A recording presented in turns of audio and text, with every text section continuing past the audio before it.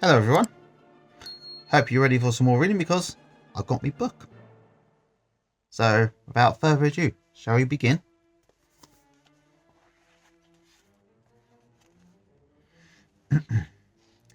The Adopted Child. The time of pre-adolescence is particularly difficult for youngsters who struggle with additional burdens.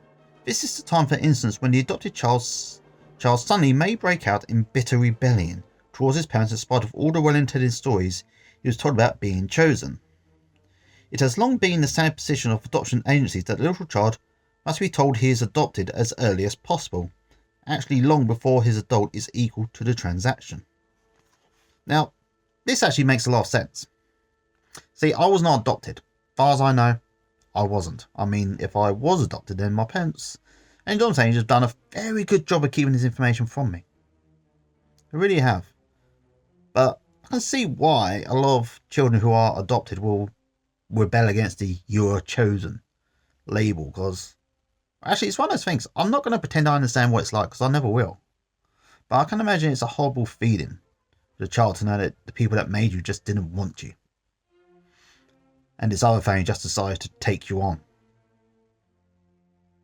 Obviously, people react differently to the same things, but I can also stress that it is important to let them know as soon as possible that they are, because, I mean, imagine finding out as a teenager. That's probably a horrible feeling.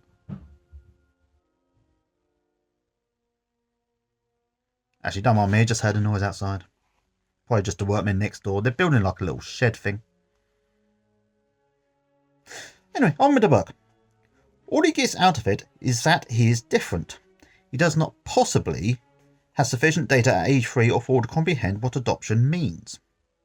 You with me so far, people? All he needs to know is that he belongs to someone, to his parents. The finer points of biological birth have insufficient meaning to him at this age. Yet some adopted parents make such an issue of adoption of the fact that we chose you from among the others, that the little person is left with an obligation he can't possibly pay back. It's building up to this, you see. Like I said, there will be issues. Now I'm going to guess that the guy who wrote this book has obviously dealt with or spoken with many children who have been adopted, so he probably has a better idea of the feelings that may occur from such situations better than I ever will.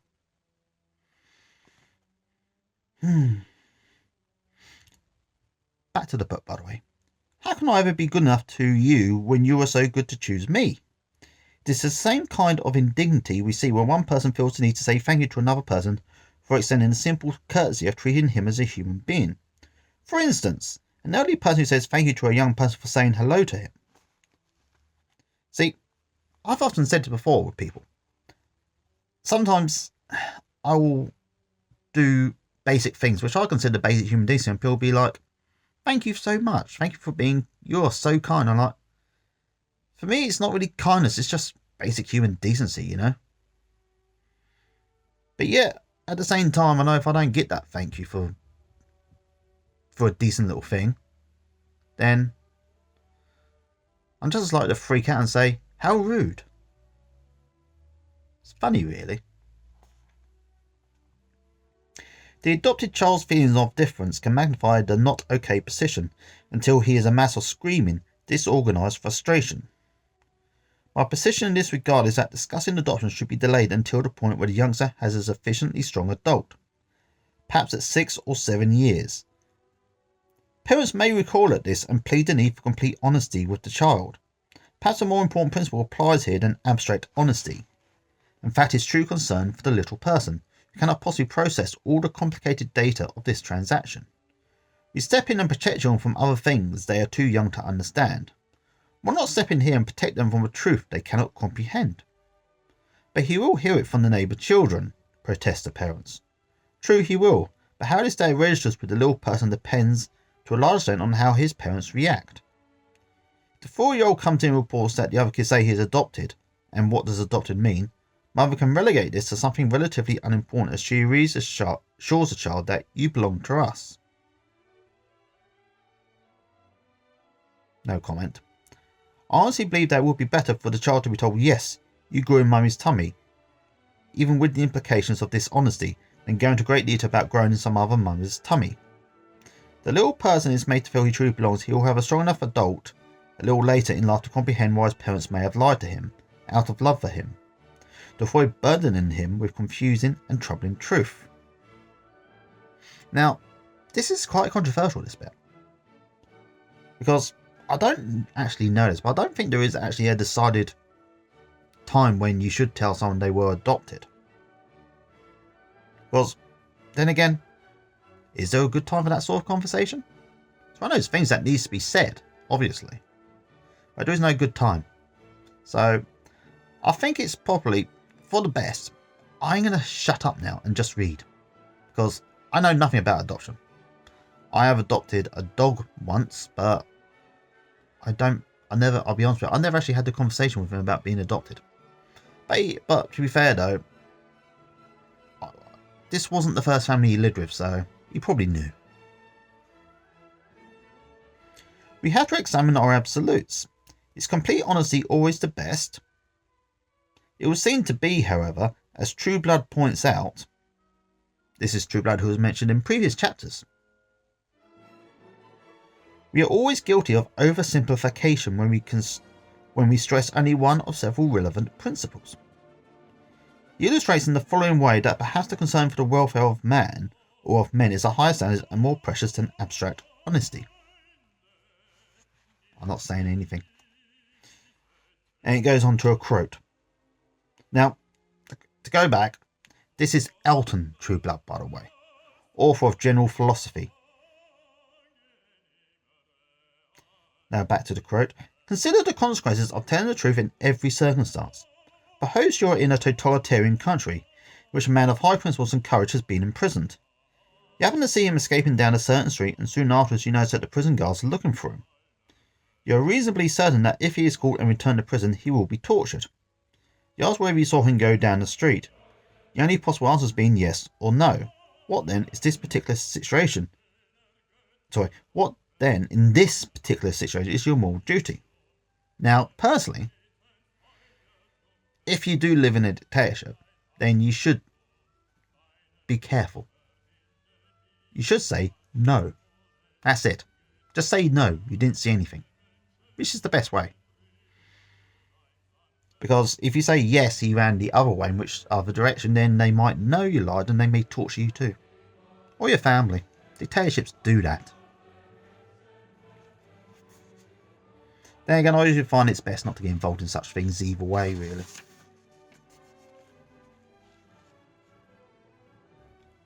Not saying you should be a snitch, and I'm not saying you shouldn't either. That's your choice to make. Of course, each situation is different. Best thing you can do is to follow your heart. That's it, just follow your heart. Back to the book. Here's a situation in which our decisions clearly must be made by weighing comparative difficulties. This is what parents must do when facing the problem of what to tell the adopted child. It is difficult to tell him he is adopted, and it is difficult not to tell him. Eventually he will know. The parents can modify the event in such a way as to protect him from not okay implications by choosing the time, the means, and the details. It might be easier for the child when he has developed an adult to accept we lied because we loved you, than the proclamation at an early age that he is profoundly, importantly different from everybody else. It is not possible to outline what to say, but it is possible to help the parents recognise the situation of the not okay child, and the varying influences of their own PAC. That's parent, adult, child, by the way. With this knowledge, these parents can proceed to play it by ear in the following context, again as outlined by Elton Trueblood in the same book. Here comes the quote. The best in any concrete situation is identical with the least evil. There is a certain evil in all lying, because it tends to break down the basis of trustworthiness, and there is evil in returning a good man to unjust imprisonment. So we're back to the dictatorship here, by the way. The good man must weigh these as best he can, and the lesser evil is his duty, because the only alternative is worse. See? Follow your heart. Just like I said, you gotta follow your heart, people. Often in such a situation, we wish we could afford the cruel choice, but we cannot, for we are faced with what William James called a forced option. The very failure to decide decide is itself a decision, and perhaps a decision for the worse of the only alternatives. That's a little dig at us indecisive types, by the way, I believe. Screw you, True Blood. Screw you. That's a little joke, by the way, people. I'm not actually cursing True Blood or any of his descendants. The man who refuses to decide is not there by freedom and responsibility, but is obviously culpable. We're just as responsible for the evil we allow as for the evil we commit. Yes, I do feel targeted as a indecisive person. And yes, I know. Don't need you to tell me. Or any authors for that matter either. Oh well. We must therefore proceed hopefully on the basis of what we know. An understanding of the situation of a small child is one body of knowledge that will help parents make those decisions, which will produce the maximum stroking, the maximum alleviation of the not okay, the maximum support of the truth that you belong to us. Such understanding also will help adoptive parents to be sensitive to their own not okay child.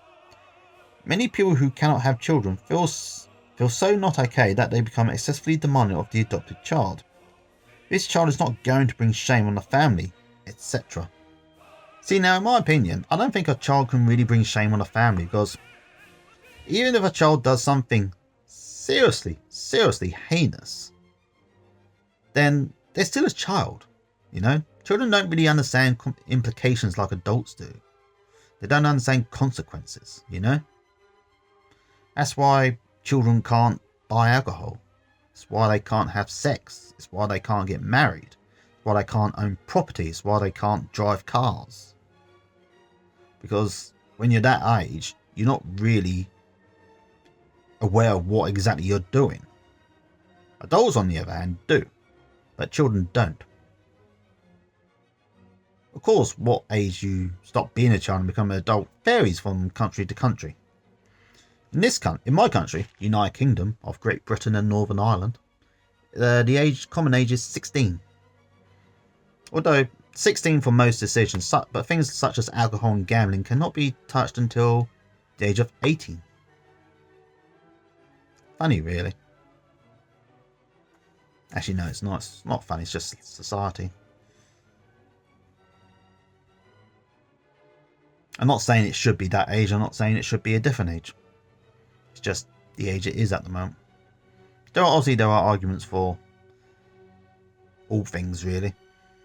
Right, I'm done now, so I'm going to go back to the book. The not okay burden is even greater for the foster child, but as with any child, we must start where we are. We cannot go back and reconstruct circumstances into something that did not exist. The usefulness of parent-adult-child lies in bringing order out of the chaos of feelings, in separating the parent, adult and child, and in making possible choice.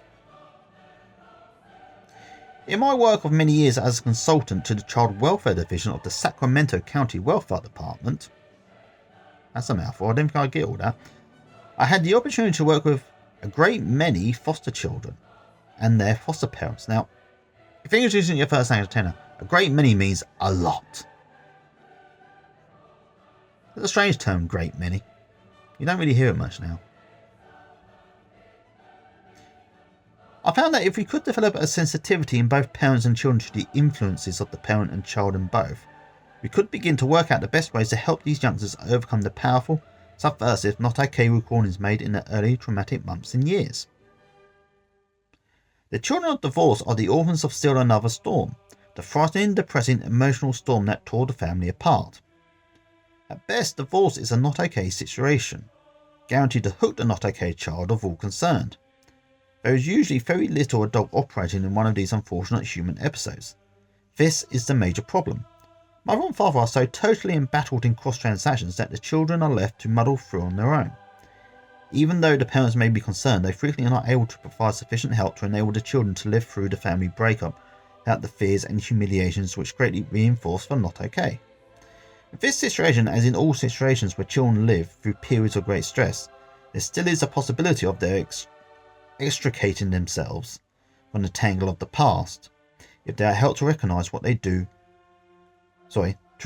they do have an adult, which can help them find their own reality and their own way out of the jungle of feelings in which they live. And that, people, precedes the end of today's reading and all about the adopted child. Now, tomorrow, we're going to be reading about the battered child. Maybe a bit dark, but such is life.